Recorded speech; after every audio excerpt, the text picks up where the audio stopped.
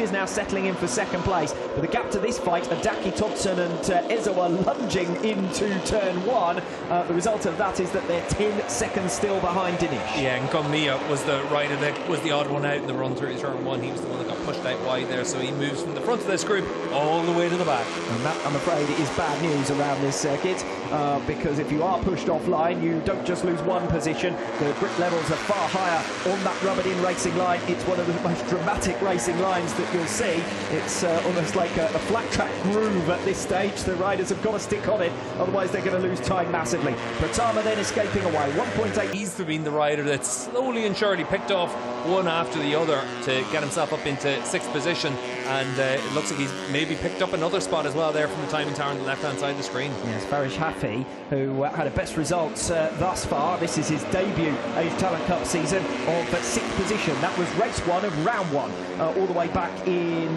March for sixth position. Then Hafi, I should say, he's up in fifth position and scrapping with Ezawa, and has actually got through by the looks of things for fourth position. We saw them there picked up, making their way through the first sector.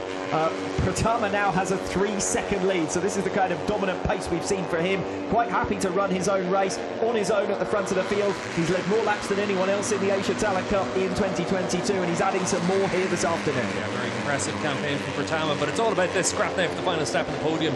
And certainly for the likes of Carter Thompson, he's always wanted to be at the top of that group through the course of this race. But is that the place you want to be now with a half lap to go? Hakim Dinesh, who has been the dominant force in this championship. He's had more wins, he's had more podiums than anyone else this season. He has been the man to beat. He's not this weekend. That's Veda Pratama, who's going to do the double. But Hakim Dinesh, 3.8 seconds now behind the race leader, has got far too much in hand for Ezawa to even dream of making it up. It's over 10 seconds, that gap to third position. Pratama, your race leader.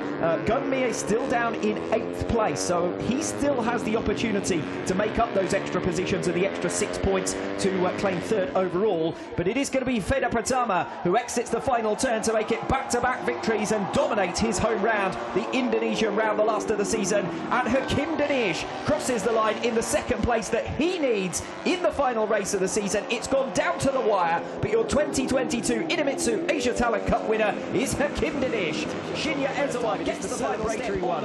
As far as Veda Pratama is concerned, he is your race 2 winner. But Hakim Dinesh for the Asia Talent Cup in 2022. Eventually the t-shirt just about, no, still not. Just go around on your lap of honour with the flag. That's good enough.